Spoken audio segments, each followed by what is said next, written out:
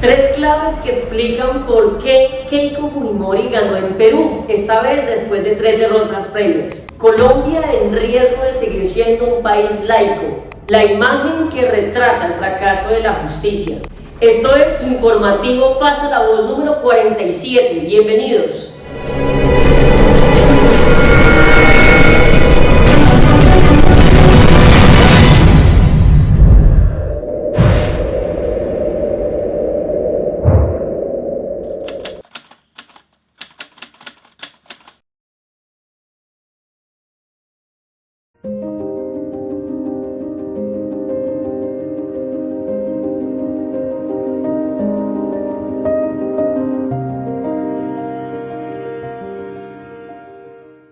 Pasa la Voz es un medio de comunicación que busca promover el liderazgo a través de diferentes estrategias que incidan en la transformación de los territorios, contribuyendo a la construcción de paz. Es por eso que los invitamos a que se suscriban a nuestro canal, activen la campanita de notificaciones y nos sigan en todas las redes sociales.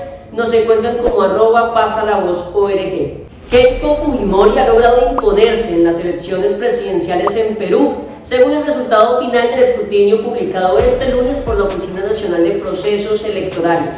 Dicha oficina completó el 100% en el recuento de las actas electorales tras más de 3 semanas desde el balotaje del pasado 7 de junio. Fujimori, candidata de Fuerza Popular, obtuvo el 50,135% de los votos válidos. Esto equivale a 9.223.396 sufragios, frente al 49,865%, equivalente a 9.173.755 votos del candidato de izquierda Roberto Sánchez de Juntos por el Perú.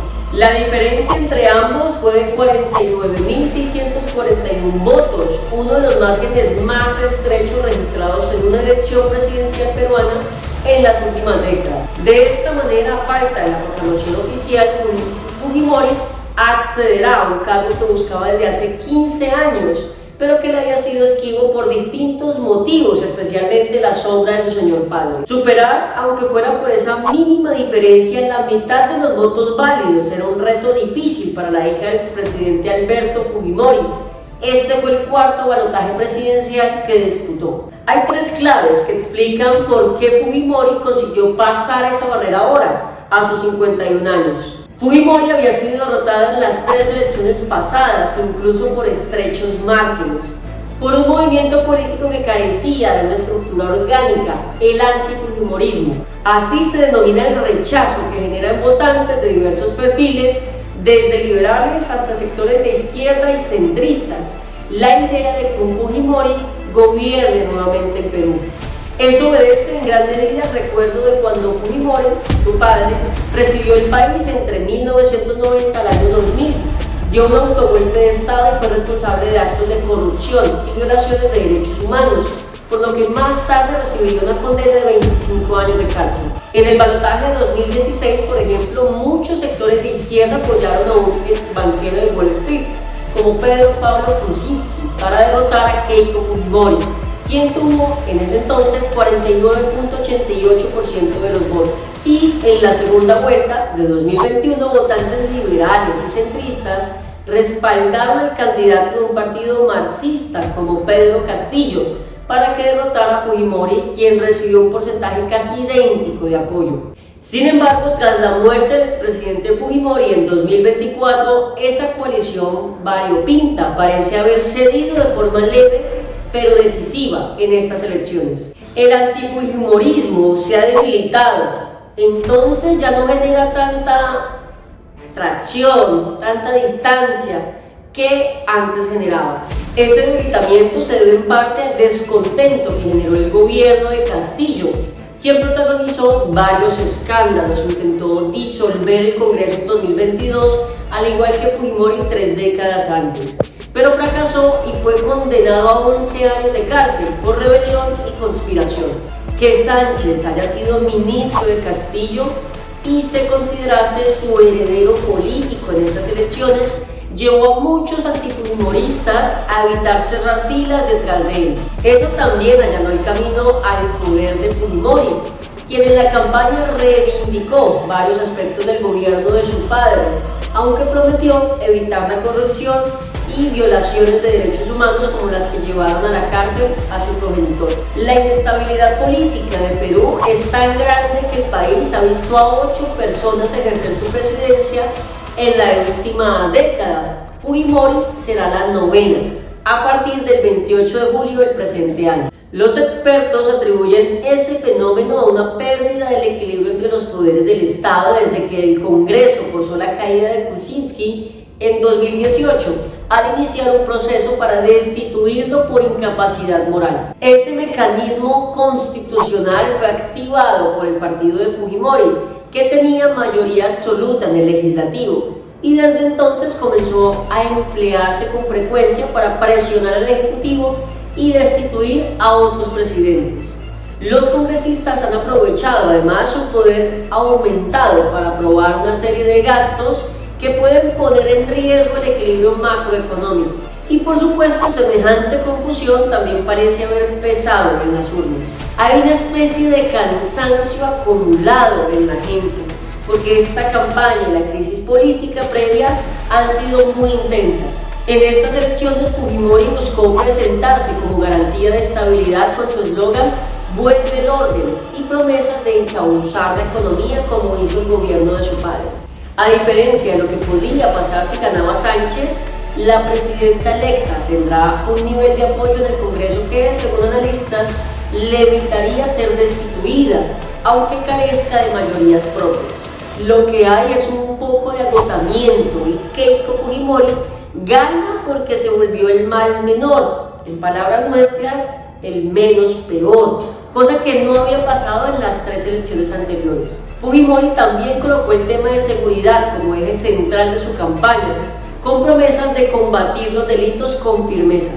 En campaña ella mencionaba que toda esa energía estará centrada en lo que saben hacer, mano dura contra el crimen. Sus propuestas, más ni menos, incluyeron involucrar a los militares en tareas de seguridad, permitir que magistrados anónimos juzguen a presuntos delincuentes, construir más bien megacárceles como las de Nayib Bukele en El Salvador, obligar a los presos a trabajar para obtener alimentos y expulsar a inmigrantes irregulares que cometan delitos. Fujimori prometió además pacificar Perú y apeló al recuerdo de su padre como un presidente que enfrentó y derrotó a 2 insurgencias armadas de izquierda. Lastimosamente y tristemente, todo eso sedujo a votantes en un país donde la inseguridad es preocupación prioritaria, tras un aumento de la extorsión y los homicidios que llegaron a 10.7 cada 100.000 habitantes el año pasado. Y en otras noticias, vámonos para Colombia. La posible designación de la exfiscal como ministra de Educación ya se convirtió en uno de los primeros focos de controversia para el gobierno entrante debido a su perfil religioso y conservador. La oposición advirtió los posibles riesgos para el carácter laico del Estado ante la eventual designación de Vivian Morales en educación. La inminente llegada de Vivian Morales Hoyos al Ministerio de Educación desató un verdadero huracán en el país político, aunque el presidente electo, Abelardo de la Espriella, no oficializó el nombramiento con sus característicos videos en redes sociales, CIA y demás. Su nombre ya se da por sentado en los pasillos del poder y esto provocó una oleada de rechazo, críticas entre sectores de la oposición. La controversia crece rápidamente debido al marcado perfil religioso y conservador de la abogada, que además de su fe evangélica, es recordada por abanderar proyectos como el referendo contra la adopción igualitaria. Son diversas las críticas que cuestionan con dureza que una cartera tan técnica y sensible quede en manos de una figura que, según denuncian, carece de experiencia directa en el sector educativo nacional. Este nombramiento no oficial ocurre justo cuando el nuevo gobierno de la Patria Milagro empieza a destapar las cartas de su futuro gabinete para el periodo 2026-2030, donde ya se confirmaron nombres como el de Rodrigo Lara en el Interior o Miguel Gómez Martínez en Hacienda y el biólogo Fabio Arjona en Ambiente, los famosos nunca, que van a gobernar con los nunca, los que nunca han enviado una hoja de vida. Por ende, es un riesgo inminente para el Estado laico tal cual como lo conocemos, y también para las minorías con la llegada de Vivian Morales al Ejecutivo. Una de las primeras voces en encender las alarmas fue la representante de la Cámara, Katy Jubinado, que aseguró que esta designación envió un mensaje muy complejo en un país tan dividido y representa un riesgo de retroceso en libertades. Jubinado recordó que Colombia es un estado laico, donde los derechos de las mujeres y las minorías no pueden ser objeto de controversia, y cuestionó de manera frontal la idoneidad de la próxima funcionaria.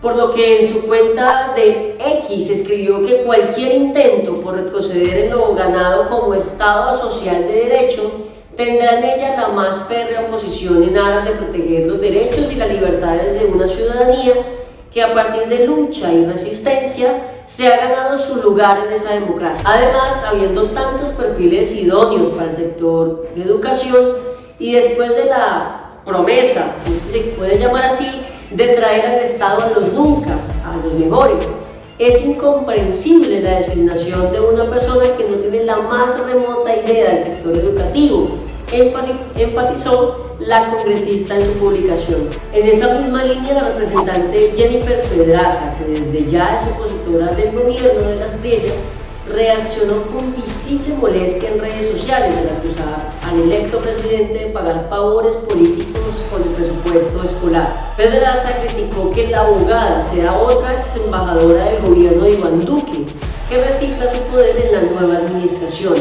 Morales no es investigadora ni científica ni conoce al sector educativo.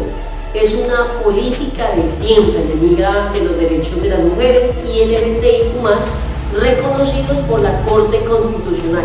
Hoy de Las Priellas le declaran la guerra al carácter laico de la educación, a la libertad de cátedra, a la autonomía escolar y al derecho a la libre asociación de docentes.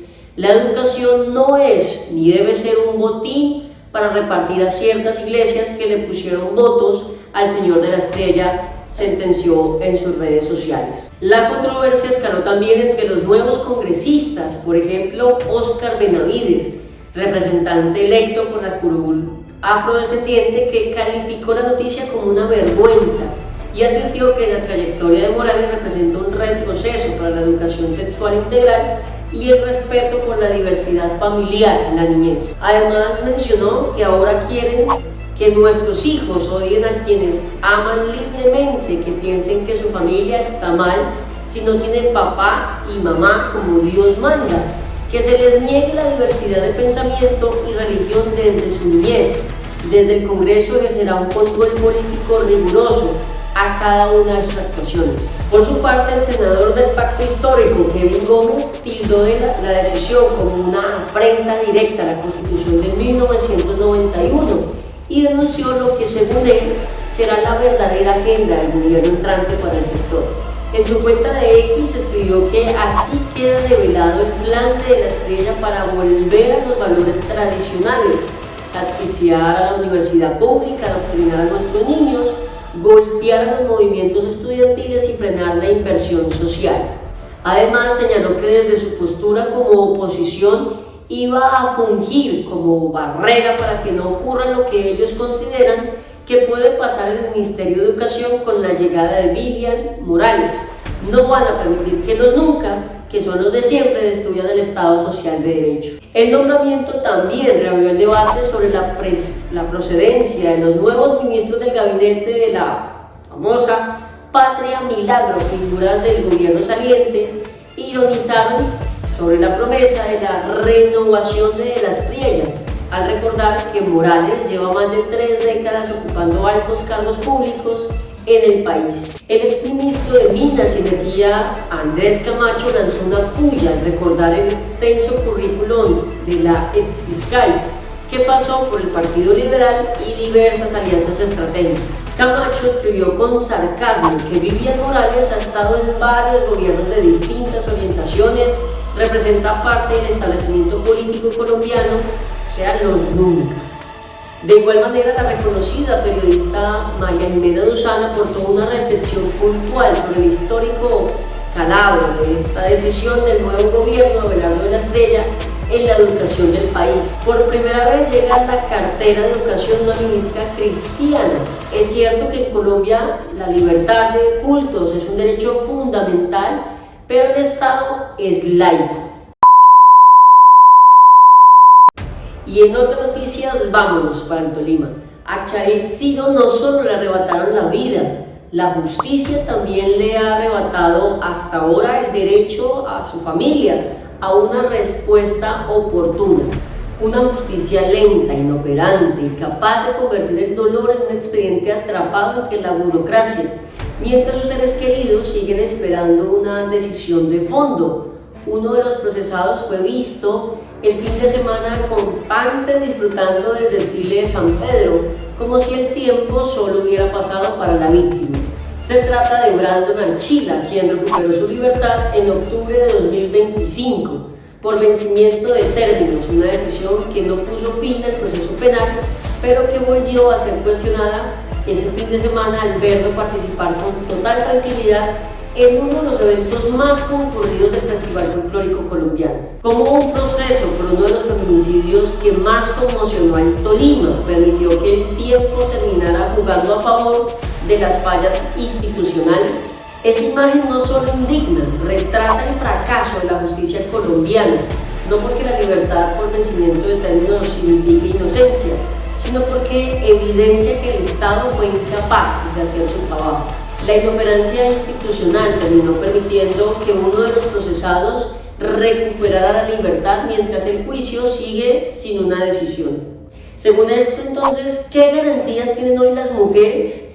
Esa es la pregunta que deja este caso. Si el feminicidio de Charit Ciro, que movilizó marchas, despertó el rechazo de todo un país y mantuvo durante meses la atención de la opinión pública, terminó atrapado entre aplazamientos, trámites y vencimientos de términos, ¿qué puede esperar una víctima cuyo caso nunca llegue a los titulares? Aquí el problema de fondo no es la figura del vencimiento de términos. Esa garantía existe para proteger el debido proceso y debe respetarse. El verdadero problema es que la justicia permitió que un proceso de semejante gravedad y magnitud llegara hasta ese escenario. Eso tiene un nombre: inoperancia, una inoperancia que no pagan los funcionarios responsables de que el proceso avanzara con lentitud. La paga la familia de Charit, la pagan las mujeres que vuelven a perder la confianza en las instituciones, la paga una sociedad que observa cómo el reloj avanza más rápido que la justicia. Lo más grave es que este no es un expediente vacío. La Fiscalía capturó a Brandon Archila y a Santiago Hurtado, y donde estructuró una investigación, y este año incorporó al proceso unos audios atribuidos a Santiago Hurtado, en los que presuntamente confiesa detalles del crimen y menciona la participación de otras personas. Es decir, el caso no carece de elementos probatorios. Sin embargo, mientras el expediente suma pruebas, la justicia sigue sin ofrecer una respuesta definitiva. Cada audiencia aplazada es una nueva frustración para la familia. Cada término vencido golpea la credibilidad de la rama judicial. Cada demora fortalece la percepción de impunidad. Esa percepción también tiene consecuencias. Desalienta las denuncias, erosiona la confianza ciudadana y envía un mensaje devastador a las mujeres que esperan que el Estado las proteja. No se trata de pedir condenas anticipadas, se trata de exigir que la justicia funcione, que los procesos no se conviertan en carreras contra el reloj, que las víctimas no tengan que soportar, además del duelo, la impotencia de ver cómo la burocracia termina imponiéndose sobre el derecho a la verdad y a la justicia. Charit Ciro ya no puede alzar la voz, su familia lo hace todos los días, también lo hacen las mujeres que marcharon por ella y que hoy vuelven a preguntarse si el sistema realmente está de su lado. La deuda de la justicia ya no es solo con Charit, la deuda es con todas las mujeres que hoy miran este caso y se preguntan si, llegado el momento, el Estado también les fallará a ellas. Esto fue una breve mirada acerca de nuestra realidad a lo largo de la semana, donde les traemos historias acerca de lo que pasó en el mundo y en nuestro país y en nuestra región. Queremos invitarlos a que, si están en Ibagué o están de visita por aquí, se hagan una pasada por el Café Albura, el cual queda en el barrio Prado del Norte, muy cerca del Centro Comercial Aqua y al Centro Comercial Multicentro. Y pueden tomar un café de alta calidad y de especialidad directamente desde Planadas, Tolima. También bebidas frías y cerveza y cositas para comer en un ambiente cómodo y agradable. Los esperamos, abrimos de martes a domingo de 3 de la tarde a 9 de la noche. Somos Café Albura, un café que deja huella.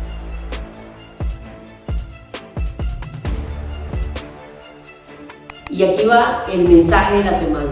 Continuamos con el libro de poesía llamado Entre los poetas míos. Es una colección antológica de poesía social de Mario Benedetti y aquí va el número 12 de ellos, Ese gran simulacro.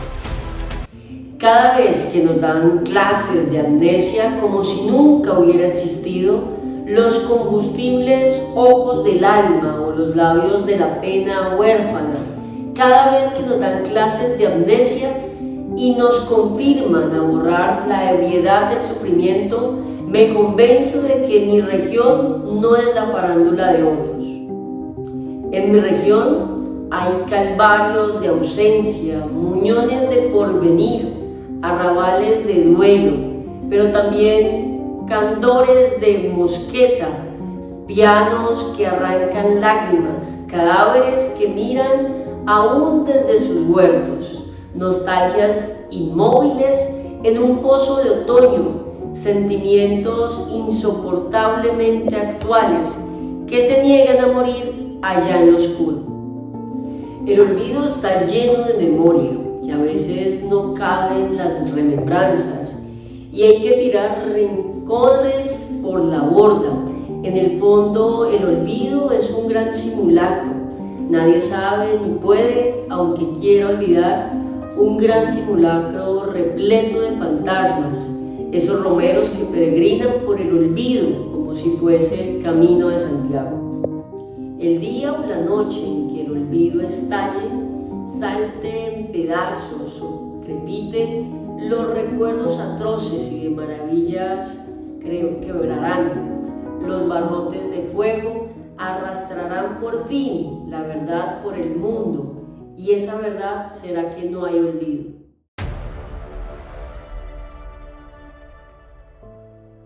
Gracias por llegar hasta el final del informativo Pasa la Voz número 47, Colombia en riesgo de seguir siendo un país laico. Pasa la Voz es un proyecto de la Fundación Vida. Desde la línea estratégica de comunicaciones nace el programa llamado Juntos Pasemos la Voz, el 3 de enero del año 2018, donde su único propósito es narrar y contar a otros y otras en un ejercicio de pasar la voz de aquellos que nunca han tenido la palabra ni han sido escuchados, estando invisibles, apartados, abandonados y olvidados. Es así que los invitamos a que se suscriban a nuestro canal, activen la campanita de notificaciones y nos sigan en todas las redes sociales. Nos encuentran como @pasalavoz_ORG. Soy Tito Mora, les deseamos todo lo mejor. Dios los bendiga, Dios bendiga a sus familias. Nos vemos en una próxima emisión y recuerden, juntos hacemos la voz.